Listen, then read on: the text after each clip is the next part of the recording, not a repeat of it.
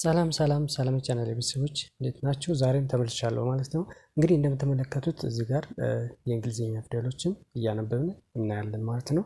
እንግዲህ የመጀመሪያ ድምጾች እስከ ሰባተኛው ድምጽ ወይም እስከ መጨረሻው እዚህ ጋር ተቀምጠውልናል ማለት ነው። እነዚህን እንዴት እንጽፋለን፣ እንዴት እናነባለን የሚሉትን ሙሉዎችን እናያለን ማለት ነው። ተከታተሉኝ። ከዚያ በፊት ግን አዲስ ከሆናችሁ ሰብስክራይብ እያደረጋችሁ የቻናል ቤተሰብ እንድትሆኑ በአክብሮት ጠይቃለሁ ማለት ነው። አሁን ቀጥታ ወደ ምንባብ እንሄዳለን ማለት ነው። እሺ እንግዲህ እንደምትመለከቱት እዚህ ጋር የሀ ፊደሎች አሉ ማለት ነው። እስከ መጨረሻቸው አሉ። እነዚህን የሀ ፊደሎች እስከ መጨረሻው እያነበብን እናያለን ማለት ነው። እንግዲህ እነዚህን የእንግሊዝኛ ፊደሎችን ለማንበብ የቫውል ሌተር ያስፈልጋል ማለት ነው። እነዚህን የቫውል ሌተር ተጠቅመን እንዴት የተለያየ ድምፅ በተለያየ ድምፅ እንጠራቸዋለን የሚለውን ሙሉውን እናያለን ማለት ነው። እሺ እንግዲህ ይሄኛው የኤች ነው ማለት ነው። ይሄኛውን ኤችን ስንጠቀም ደግሞ የሀ ብለን ነው የምናነበው ማለት ነው። ስለዚህ የሀ ቤተሰቦች ናቸው ማለት ነው። እነዚህን ሀ ብለን እናነባቸዋለን። ስለዚህ እስከ መጨረሻው ተከታተሉኝ፣ ሙሉዎችን እናያቸዋለን ማለት ነው። አሁን ቀጥታ እንጀምራለን። ሀ ሁ ሂ ሃ ሄ ህ ሆ ብለን እንደዚሁ እናነባቸዋለን ማለት ነው። እንደዚሁ በቀላሉ ማንበብ እንችላለን ማለት ነው። እንግዲህ እነዚህን ካነበብን በኋላ የተለያዩ ጽሁፎችን፣ ቴክስቶችን፣ የተለያዩ ነገሮችን ማንበብና መጻፍ እንችላለን ማለት ነው። እነዚህን በደንብ ተከታትለን ካየን በኋላ ማለት ነው። ከዛ ወደሚቀጥለው እንሄዳለን። እሺ እንግዲህ ከዚህ ቀጥሎ የምናገኘው ደግሞ የለ ቤተሰብ ወይም የለ ፊደሎች ናቸው ማለት ነው። እነዚህን ሙሉዎችን እያነበብን እናያቸዋለን። ለ ሉ ሊ ላ ሌ ል ሎ ብለን እንደዚሁ እናነባቸዋለን ማለት ነው። በቀላሉ በዚህ መንገድ ነው እንግዲህ የምንይዛቸው። እንደዛ አድርገን ማንበብ እንችላለን ማለት ነው። እሺ ከዛ ቀጥሎ የምናየው የመ ፊደሎች ናቸው ወይም ቤተሰቦች ናቸው ማለት ነው። እነዚህ ቀጥታ እያነበብን እናያቸዋለን። መ ሙ ሚ ማ ሜ ም ሞ ብለን እንደዚሁ እናነባቸዋለን። እንደዛ አድርገን በቀላሉ ማንበብ እንችላለን ማለት ነው። እሺ ከዛ ቀጥሎ ደግሞ የሰ ቤተሰቦች አሉ ማለት ነው። እነዚህን የሰ ቤተሰቦች እስከ መጨረሻቸው ማንበብና መጻፍ እንችላለን ማለት ነው። በዚህ መልኩ ማንበብና መጻፍ እንችላለን። ስለዚህ አሁን ቀጥታ እናነባቸዋለን። ሰ ሱ ሲ ሳ ሴ ስ ሶ ብለን እንደዚሁ በቀላሉ ማንበብ እንችላለን። ከዛ ቀጥለን ደግሞ የረ ቤተሰቦች አሉ ማለት ነው። እንደምትመለከቱት እዚህ ጋር የረ ቤተሰቦች አሉ ማለት ነው። ስለዚህ እነዚህን የረ ቤተሰቦች ሙሉዎች እናነባለን። ረ ሩ ሪ ራ ሬ ር ሮ ብለን እንደዚሁ እናነባቸዋለን። እሺ ከዛ ቀጥለን ደግሞ የከ ቤተሰቦች አሉ ማለት ነው። እነዚህ የቀ ቤተሰቦች እናነባቸዋለን። እንግዲህ የቀን ቤተሰብ ስናነብ የቀን ፊደሎች ስናነብ ማለት ነው የከ ፊደልን እንጠቀማለን ማለት ነው። እንደዚሁ ነው የምንጠቀመው። ስለዚህ የከን ፊደል ተጠቅመን ቀን እናነባለን ማለት ነው። አሁን ቀጥታ ቀን እያነበብን እናያለን። ቀ ቁ ቂ ቃ ቄ ቅ ቆ ብለን እንደዚሁ እናነባቸዋለን። እዛ አድርገን በቀላሉ ማንበብ እንችላለን ማለት ነው። እንደዚህ እናነባቸዋለን። ከዛ ቀጥለን ደግሞ ወደ በፊደሎች እናልፋለን ማለት ነው። እነዚህ የበፊደሎች ናቸው።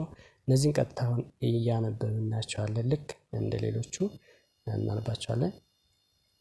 በ ቡ ቢ ባ ቤ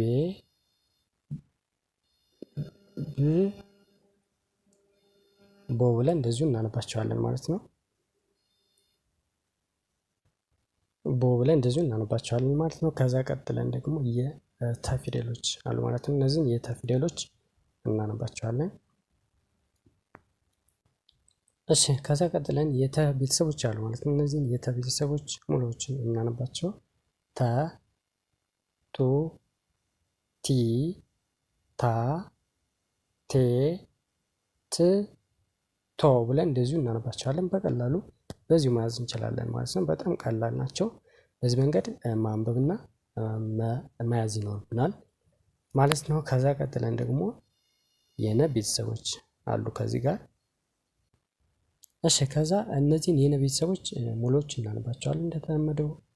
ስለዚህ አሁን ቀጥታ እንጀምር። ነ ኑ ኒ ና ኔ ን ኖ ብለን እንደዚሁ በቀላሉ ማንበብ እንችላለን ማለት ነው። ከዛ ቀጥለን ደግሞ የአ ቤተሰቦች አሉ ማለት ነው። እነዚህን የአ ቤተሰቦች እስከ መጨረሻቸው እናነባለን። አ ኡ ኢ አ ኤ እ ኦ ብለን እንደዚሁ ማንበብ እንችላለን ማለት ነው። በቀላሉ እንደዚሁ ማንበብ እንችላለን። ከዛ ቀጥለን ደግሞ የምናገኘው የከ ቤተሰቦች ናቸው ማለት ነው። እነዚህ የከን ቤተሰብ እስከ መጨረሻቸው በዚሁ እናነባቸዋለን። ከ ኩ ኪ ካ ኬ ክ ኮ ብለን እንደዚሁ እናነባቸዋለን። ከዛ ቀጥለን ደግሞ የኸ ቤተሰብ አለ። እንግዲህ የኸ ቤተሰብ ከቀጥለን የምናገኘው በአማርኛ ፊደሎች በምናነብበት ጊዜ ከቀጥለን የምናገኘው ኸ ፊደል ነው ማለት ነው። ስለዚህ እኛውን እናነባዋለን ማለት ነው። ሀ ሁ ሂ ሃ ሄ ህ ሆ ብለን እንደዚሁ በቀላሉ ማንበብ እንችላለን ማለት ነው። እሺ ከዛ ቀጥለን የምናገኘው የወ ቤተሰቦች ፊደሎች ናቸው ማለት ነው። እነዚህን የወ ቤተሰቦች ሙሉዎችን እናያቸዋለን ወይም እናነባቸዋለን ማለት ነው። ወ ው ዊ ዋ ዌ ው ዎ ብለን እንደዚሁ በቀላሉ መያዝና ማንበብ እንችላለን ማለት ነው። እሺ ከዛ ቀጥለን ደግሞ የዘ ቤተሰቦች አሉ ማለት ነው። ስለዚህ እነዚህን ሙሉዎችን እናነባቸዋለን ማለት ነው። ዘ ዙ ዚ ዛ ዜ ዝ ዞ ብለን እንደዚሁ ማንበብ እንችላለን ማለት ነው። እንደዚሁ አድርገን በቀላሉ ማንበብና መያዝ እንችላለን። ከዛ ቀጥለን ደግሞ የናት ማለት ነው። እችን እናነባታለን። እሺ እንግዲህ እነዚህን የፊደሎችን እያነበብን እናያቸዋለን ማለት ነው። እነዚህ እናንብብ። አሁን የ ዩ ይ ያ የ ይ ዮ ብለን እንደዚሁ እናነባቸዋለን። ከዛ ቀጥለን የምናገኘው የፊደል አይነት ደግሞ ደ ነው ማለት ነው። እንግዲህ ይህን የደ ቤተሰቦች ሙሉዎችን እናነባቸዋለን ማለት ነው። ከዛ ቀጥለን ደ ዱ ዲ ዳ ዴ ድ ዶ ብለን እንደዚሁ እናነባቸዋለን። ከዛ ቀጥለን የምናገኛቸው ደግሞ የጀ ቤተሰቦች ናቸው ማለት ነው። ጀ ጁ ጂ ጃ ጄ ጅ ጆ ብለን እንደዚሁ በቀላሉ ማንበብ እንችላለን።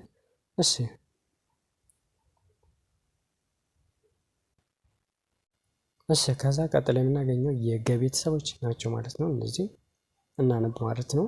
ገ ጉ ጊ ጋ ጌ ግ ጎ ብለን እንደዚህ በቀላሉ ማንበብና መጻፍ እንችላለን ማለት ነው። ስለዚህ አሁን ደግሞ ቀጥሎ ያለው ደግሞ የጠ ቤተሰብ ናቸው ማለት ነው። እንግዲህ እነዚህ የጠ ቤተሰቦች የተን ፊደል ወይም የቲን ፊደል ነው የምንጠቀመው ማለት ነው። የጠን ፊደል በምንጽፍ ጊዜ የቲን ፊደል እንጠቀማለን። ስለዚህ እዚህ ጋርም በት ፊደል እናነባለን ማለት ነው።